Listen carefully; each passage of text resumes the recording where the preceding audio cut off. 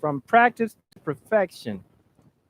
I it seems that I didn't make myself clear when I was making the presentations for these videos.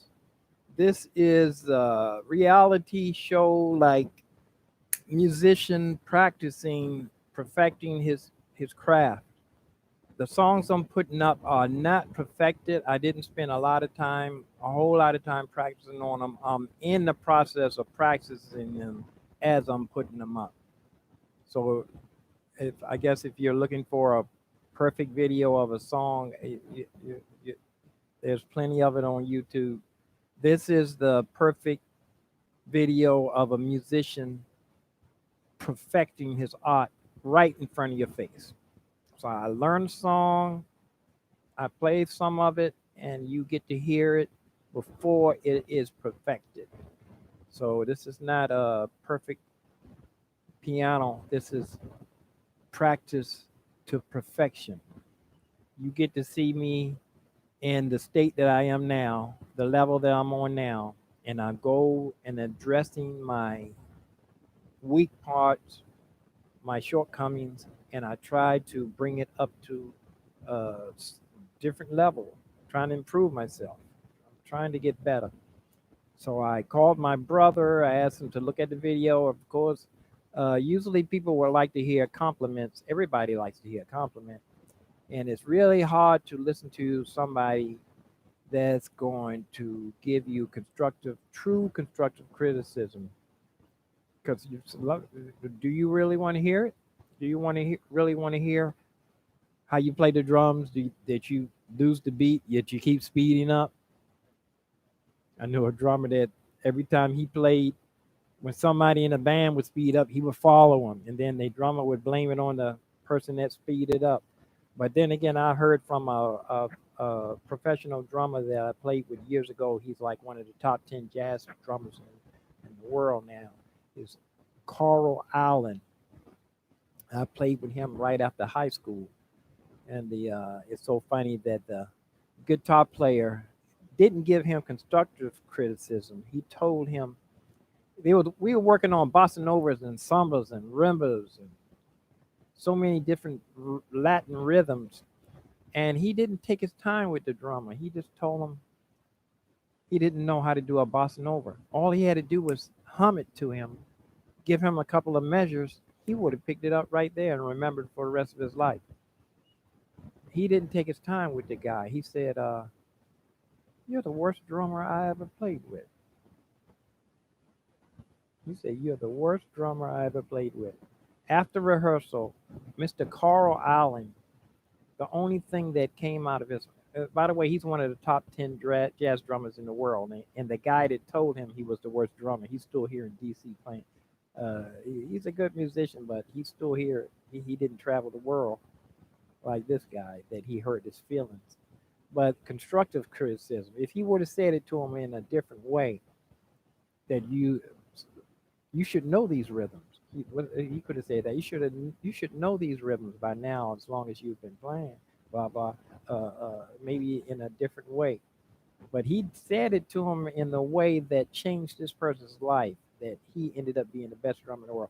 Anyway, I say that to say I can take constructive criticism. I knew my weak points was my rhythm.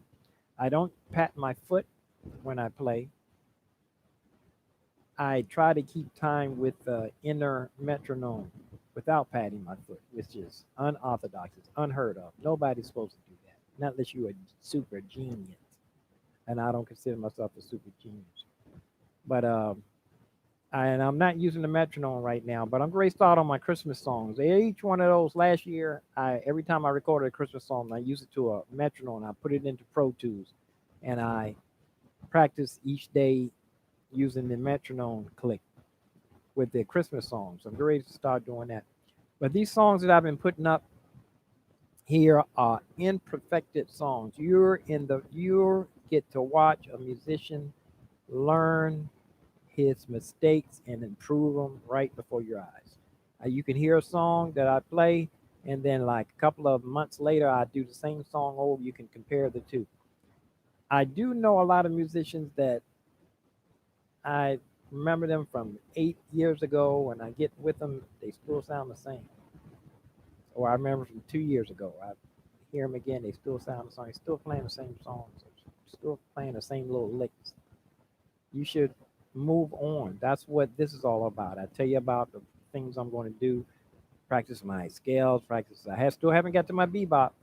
And then you have to improve in learning your instruments too. You're learning the technology, the modern technology. These things work great if you can use them in proper perspective. But the so what now I what happened was I asked my family for a title. My sister came up with practice from practice to perfection. So this is what this series is, from practice to perfection. Hopefully you will get to see me in perfection, from practice to perfection.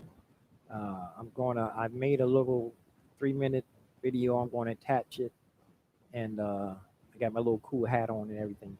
But this is reality. I'm dressing how I am. Usually, in the background's not that beautiful. Usually, people set up their webcam behind a bookshelf or some like the best looking, fanciest place in their apartment, so you can get a back view.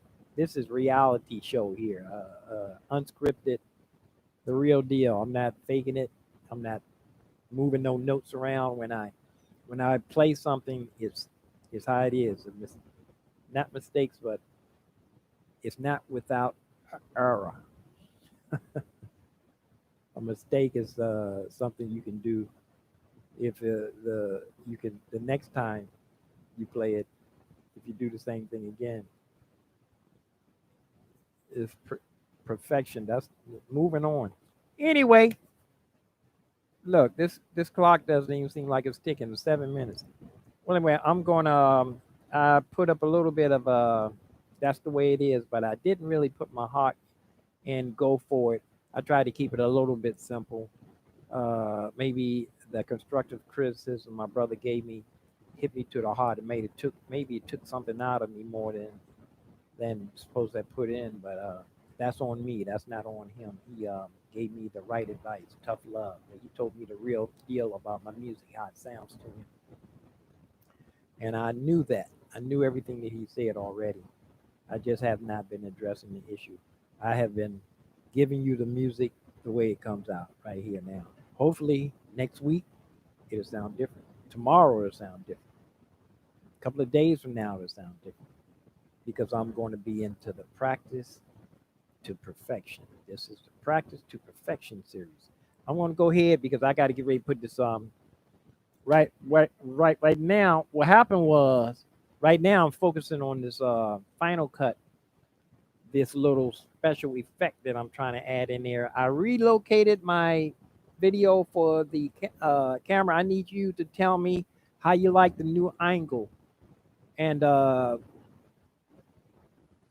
constructive criticism. Don't be afraid to give me constructive criticism. That's what this is all about. If I sound good, tell me, yeah. But if listen for, give me the compliment and then tell me something else. Tell me something. The volume, that one. Some of the videos I can tell. I didn't check this one here to see how the volume was. I didn't do a sound check, so I'm going to see how this sounds myself with you. So here we go.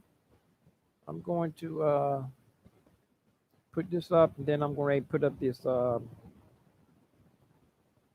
But really, mostly I'm focusing on the sound quality as the volume is concerned. It should be pretty clear. This cheap microphone oh, the microphone's on its way. It's from Sweetwater, so I can upgrade as I go. I should sound fatter or thicker with a new mic. The video quality, I would have to really set up. As you see, when I'm set back, I'm blurry. If I actually move the camera closer, but it's not like some videos, man. You can look at people's quality and tell them, you can tell that that person's a professional photographer, or you can tell that they spent a couple of $1,000 on their on that, not their webcam. They're actually using a real camera, or a real camcorder.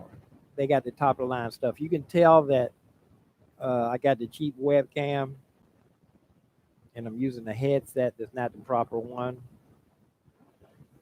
sound quality. But I'm starting out with what I got. I'm giving you what I got. I'm giving you what I got. And you can say later on, oh, I was with him when he first started. I was one of his regular fans, and I gave him what I gave him support. Like I can say, like I knew Sinbad before he even started doing nightclubs. We talked him into going. He got tired of people telling him he was funny. I knew Sugar Bear in high school. Uh, Mousy, James Brown's drummer, Thomas Mousy Smith. Uh, I knew Terry Baker. I know Terry Baker. Kevin Powell, been around the world. My brother-in-law, Soul Searchers, he passed away. Lloyd Pinchback. I knew him when he started going with my girlfriend before the Soul Searchers blew up, before Chuck Brown got world famous. I knew the saxophone player. He wrote a song, Ashley's Roach Clip. Somebody else stole that term, Ashley's Roach Clip. Well, anyway, you got to see me here from practice to perfection. Give me your support. I give you what I got. Hopefully, my songs, it's this motivational thing. I'm trying to put my love in the songs, my emotion through the songs. You can take them and use them to get through the day. If you're like, feel like giving up, listen to, go through one of my songs. I guarantee there's a song in there that's going to, or some of the old videos that I did around the time of the protests. Some of those are really uplifting. Here we go. We're gone. Freddie Brown. Peace out. Peace and hair grease.